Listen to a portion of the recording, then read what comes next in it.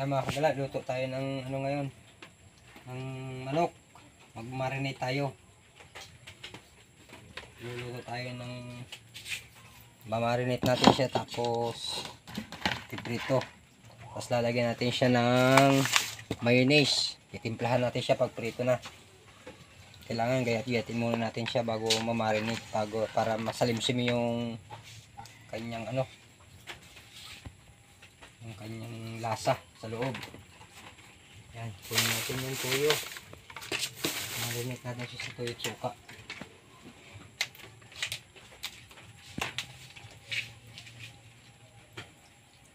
Okay, konti yung suka lang para hindi siya masyadong maasim.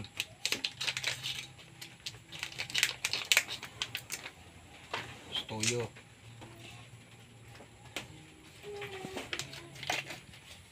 Lagyan natin siya ng paminta.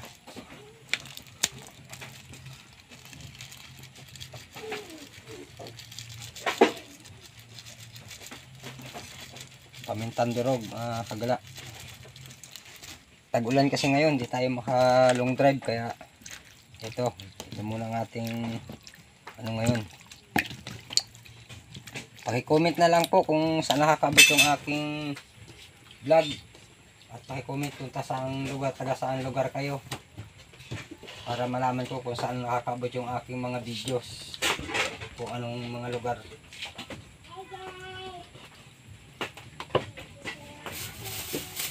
Kasi lagyan natin po siya ng kaunti sibuyas.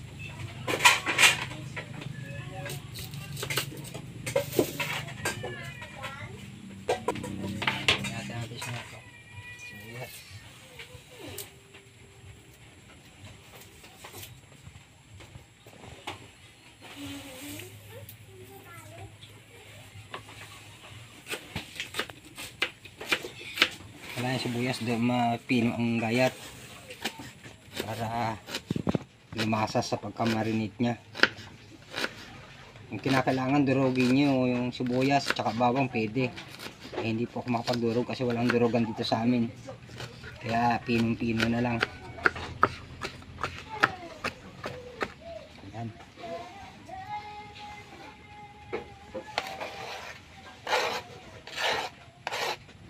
Masarap din ito nga kagala, ulam, pulutan, yan. Sa mga nag-iinom na ano, pwede rin pulutan, pwede rin pang ulam. Marinate natin siya ng 30 minutes. Yan na. Kagala, naprito na natin. Titimplahan na natin pagkatapos sa prito. Hindi ko na napakita yung ano, yung pagprito ko kanina. Medyo busy kasi yung ano, may tao kasi yung dumating kaya hindi ako makapag-video. Sa ating paghihiwa. Ngayon lalagyan natin siya ng yun nga din ang naisip ko sana. mayonnaise. Bigyan ko lang yung mga talagang kailangan na. Diba, wow, creamy. Sarap! Hindi ko pa alam. Magtitira lang ako na siyang Yan. kapag may mga Lagyan kailangan natin siya ng mayonnaise. ko, pang segunda nila.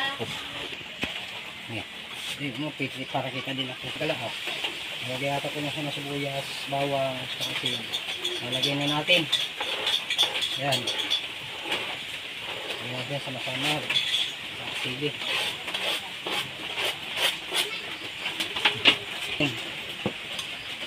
Mix culture na. Mix natin siya ngayon sa mayonnaise, sili, sibuyas. Lagyan na rin natin. I-mix na natin siya.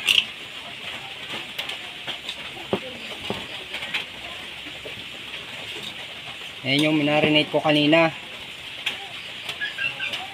Lagyan natin siya ng mayonnaise.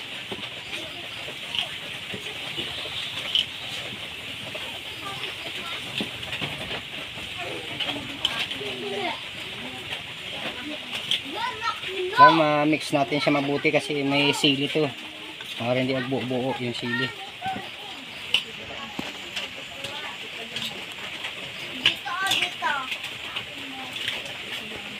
Yan, medyo pumula-pula na siya. Halo na.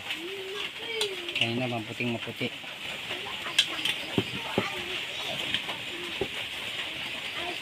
Yan, simpleng recipe lang mga kagala.